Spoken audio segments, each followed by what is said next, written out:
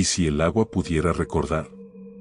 No como un archivo ni como una fotografía, sino como un organismo vivo que siente, observa y nunca olvida.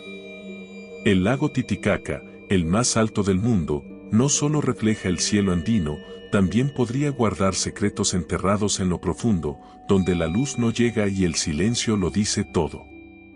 No estamos hablando de un mito cualquiera.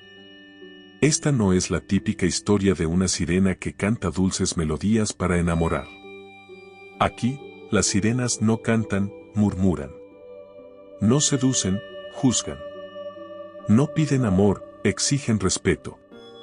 En las noches sin luna, los pescadores más viejos de Puno aseguran que algo se desliza bajo sus botes. Algo que no genera olas, pero que perturba el agua. Una figura femenina, con ojos que no parpadean y cabellos largos como algas oscuras. No dice nada. Solo mira. Y cuando lo hace, muchos sienten que algo dentro de ellos se fragmenta. Algunos nunca vuelven del lago. Otros regresan, pero distintos. Más callados. Más lejanos. Como si una parte de ellos se hubiera quedado allá abajo, atrapada. ¿Es esta sirena un demonio recolector de almas? ¿Una guardiana ancestral?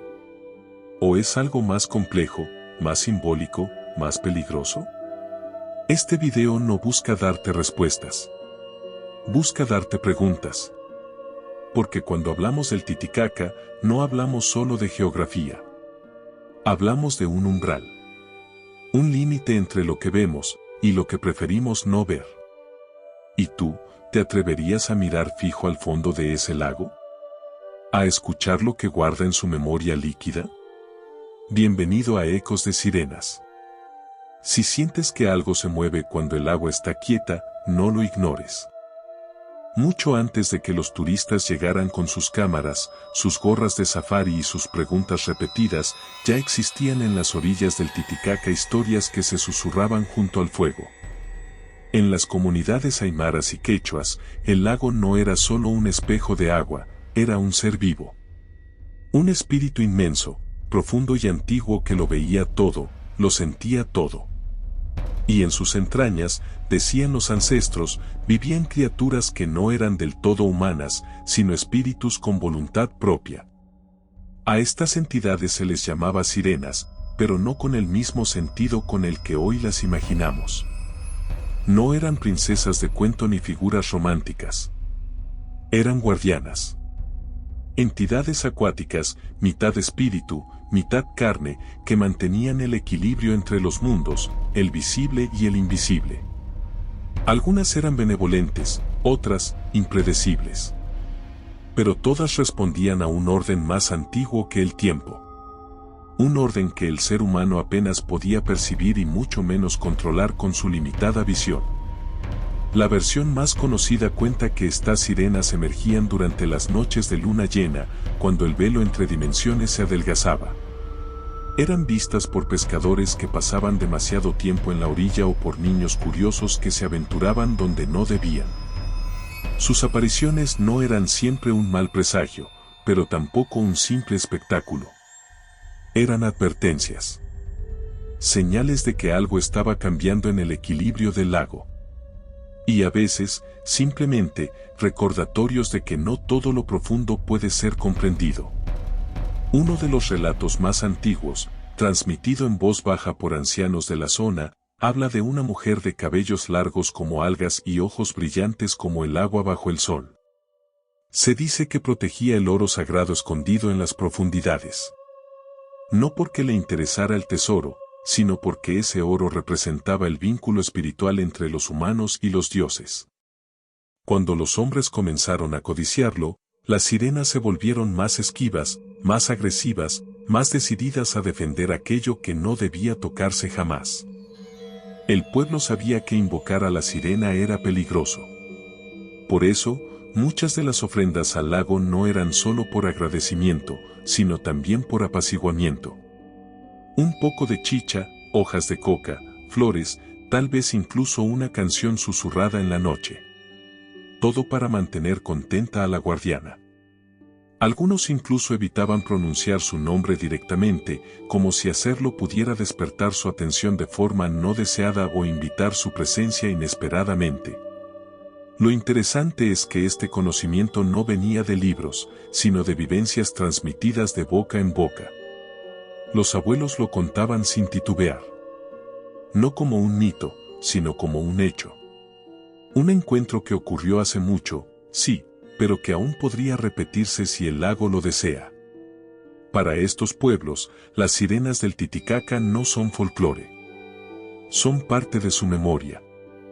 Parte de su tierra. Una manifestación más de ese mundo espiritual que, aunque invisible, sigue guiando las decisiones y los miedos de quienes han vivido junto al lago desde tiempos inmemoriales. A lo largo de los años, decenas de personas han contado historias que, por más inverosímiles que parezcan, se repiten con una inquietante consistencia. No se trata de cuentos para asustar a niños, sino de relatos que han quedado grabados en la memoria colectiva de pueblos enteros. En las orillas del Titicaca, tanto del lado peruano como boliviano, hombres y mujeres han jurado haber visto figuras con largos cabellos flotando cerca de la superficie, a veces cantando. Otras simplemente observando en silencio, con ojos tan antiguos como el lago mismo.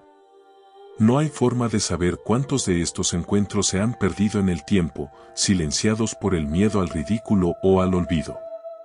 Pero los que llegaron a contarse siguen dejando huellas. Hay testimonios de pescadores que afirman haber sentido una fuerza invisible tirar de sus redes, no con la brusquedad de un pez atrapado, sino con la delicadeza de una voluntad que juega. Otros narran cómo, en medio de la noche, una figura femenina emergía a la distancia, estática, como si los observara. Una presencia que no se mueve, hasta que desaparece sin dejar rastro. Uno de los casos más desconcertantes no ocurrió en el Titicaca, sino en la ciudad amazónica de Pucallpa. A cientos de kilómetros de distancia. Luis Sultón Caballero, un adolescente de 16 años, desapareció durante 7 días en las aguas del río Ucayali. Al regresar, no solo estaba deshidratado y con los ojos debilitados, también estaba diferente. Sus palabras eran lentas, y su mirada, distante. Contó haber sido llevado por una sirena a una ciudad submarina, donde el tiempo fluía distinto y donde escuchaba voces sin bocas que hablaban directamente a su mente. Aunque este caso generó controversia, incluso los más escépticos admiten que algo real sucedió, porque Luis nunca volvió a ser el mismo. En la región de Puno, ancianos aún repiten que en noches de luna llena se escuchan cánticos extraños que parecen surgir del agua misma. Algunos pescadores aseguran que justo antes de sentir un tirón repentino en sus botes, una melodía suave, demasiado armónica para ser natural, los envolvió como un sueño. Hay quienes han desaparecido justo después de haber contado algo parecido. En los años 80, el investigador boliviano Antonio Portugal Alviso exploró los alrededores de la Isla del Sol y reportó haber encontrado una pesada tapa de cemento oculta en un sendero ancestral. Según los lugareños, esa tapa cubría una entrada a un túnel secreto. Antonio afirmaba que esa entrada conducía a estructuras subterráneas vinculadas a una civilización perdida. Pero lo más desconcertante vino después. Aseguró que 2 seres de luz lo visitaron por la noche, diciéndole que la humanidad aún no estaba lista para conocer lo que hay bajo el lago. Aunque muchos intentan explicar todo esto con ilusiones ópticas, fatiga o animales no identificados, la consistencia entre los relatos, venidos de épocas distintas y de personas que jamás se conocieron, es lo que mantiene viva la duda. En el lago Titicaca, hay cosas que simplemente no encajan. Y a veces, cuando cae la noche, el silencio del agua parece querer contar una historia que aún no estamos listos para entender. Se cuenta que Amaru fue un niño nacido al borde del Titicaca, fruto de promesas hechas en las orillas y sueños antiguos. Su madre siempre rezaba a la sirena del lago. Ella, dicen, escuchaba oraciones y volvía visible aquello que el corazón pedía. Para Amaru, su amiga del agua no era solo un mito. Era presencia tangible. Una tarde dorada, mientras pescaba con su padre en una balsa hecha de totora, Amaru sintió que el lago respondía. Cogió su anzuelo como siempre, pero sintió que algo grande tiraba de él. Cuando sacó la línea, vio una vasija antigua, incrustada en barro, adornada con oro, metal reluciente que brillaba como sol sumergido. El oro no era su deseo, pero lo sostuvo como prueba, algo viejo, poderoso, prohibido. Corrió hacia su madre para mostrarle el hallazgo. El padre y los vecinos lo escucharon hablar de la sirena, dijo que ella le había ofrecido algo más que luz, una promesa silenciosa de poder eterno. Amaru no preguntó qué costo tendría que darse. Ser joven no enseña reservas. El murmullo se extendió, turistas, lugareños, ancianos narraron que aquella vasija no era solo recipiente, sino ofrenda antigua.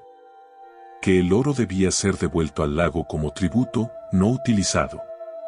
Pero la codicia humana intervenía. Vecinos deseaban quedarse con el metal, comercian su brillo, ignorando la advertencia oculta en su luz. Se dice que la sirena apareció la noche en que intentaron sacar el oro del agua con redes. Emergió entre la plata reluciente bajo la luna, con ojos como espejos partidos. Su voz fue canción rota. Su presencia fue advertencia. Para Amaru, para quienes vieron, el lago se agitó con furia silenciosa. Al día siguiente, Amaru vio cómo la vasija se había desmoronado, como el oro se había vuelto polvo en su mano. Sus vecinos trataron de recuperarlo, pero cada fragmento parecía desvanecerse. Algunos perdieron la razón, otros niegan todo lo pasado. El castigo no fue explosión ni tormenta devastadora, sino algo más profundo, la pérdida del brillo en los ojos de quienes lo codiciaron. Se volvieron sombras cerca del lago, murmuraban en sueños, veían figuras bajo la superficie que los llamaban sin nombre. Amaru creció con la historia de lo que tomó y con lo que perdió. No se convirtió en sirena, sino en guardián involuntario del mito. Su vida fue prueba de que algunos dones no son regalos, son contratos. El mito de Amaru recuerda que el oro que resplandece bajo la luna puede ser espejo de ambición y de caída. Que la belleza que atrae puede también condenar. Y que las aguas del Titicaca guardan memoria, juzgan, devuelven lo tomado si no se honra lo que se pide. Algunos secretos no están enterrados, están sellados, vigilados, esperando el momento correcto. Así empieza la historia de Antonio Portugal Albizu, un investigador boliviano conocido por su interés en culturas precolombinas y fenómenos inexplicables. Su vida dio un giro radical cuando, acompañado por un amigo y un guía local, se adentró en un rincón olvidado de la Isla del Sol, en pleno lago Titicaca. Allí, donde las leyendas dicen que nació el sol mismo, encontraron algo que no debería estar allí, una tapa de cemento perfectamente encajada en la tierra. Ese lugar tenía nombre, La Chincana. En quechua, significa laberinto o pasadizo oculto. Bajo esa losa, según los ancianos del altiplano, se esconden los restos de una civilización anterior a la memoria. Cuando lograron moverla, un olor a descomposición y una oscuridad casi viva los envolvió. Antonio descendió unos cuantos escalones, pero sin el equipo necesario, no pudo continuar. Sin embargo, supo al instante que había tocado algo más profundo que la piedra, el límite entre lo conocido y lo prohibido. De regreso en La Paz, Antonio se preparaba para filmar un documental que cambiaría su carrera. Pero entonces ocurrió lo imposible. Una noche, según su propio relato, dos figuras luminosas aparecieron en su habitación. Una se quedó inmóvil frente a su cama. La otra le tomó la mano. No hablaron con palabras, sino con una claridad interior imposible de ignorar. La humanidad aún no está lista para saber. Desde entonces, abandonó toda intención de revelar la ubicación exacta del túnel. Dijo que había comprendido que su hallazgo no era para este tiempo. Que los secretos del Titicaca están custodiados por entidades que trascienden nuestras categorías de bien o mal. ¿Eran esos seres guardianes de algo mayor? ¿Están conectados con las sirenas que muchos han visto en la región? Algunos creen que sí. Que las criaturas del agua, los seres de luz y los túneles forman parte de un mismo sistema de protección, una red simbólica y real que resguarda algo que aún no comprendemos. Tal vez no sea cuestión de tecnología, sino de evolución. Y solo cuando aprendamos a respetar lo invisible, se nos permitirá cruzar esas puertas sumergidas. ¿Qué nos dice realmente esta historia sobre las sirenas del Titicaca? ¿Son guardianas de la naturaleza? ¿O tal vez señales de advertencia para quienes profanan lo sagrado? Estas leyendas, aunque pueden parecer solo folclore, nos empujan a mirar más allá de lo visible. No son simples cuentos para asustar niños, sino parte de un legado ancestral que guarda las preguntas más profundas del alma humana, ¿qué hay más allá de lo conocido? ¿Qué secretos guardan las aguas que rodean nuestras vidas? Los relatos de Amaru, de Louis Sulton, de los túneles secretos y de las luces inexplicables, no son piezas aisladas. Son fragmentos de una verdad más grande que solo podrá entenderse si dejamos de mirar con los ojos de la ciencia y comenzamos a escuchar con los oídos del alma. Porque, tal vez, el canto de las sirenas no sea literal. Tal vez sea una metáfora. Una llamada simbólica desde el fondo del inconsciente colectivo. Una advertencia poética de aquello que perdimos cuando dejamos de honrar a los espíritus del agua.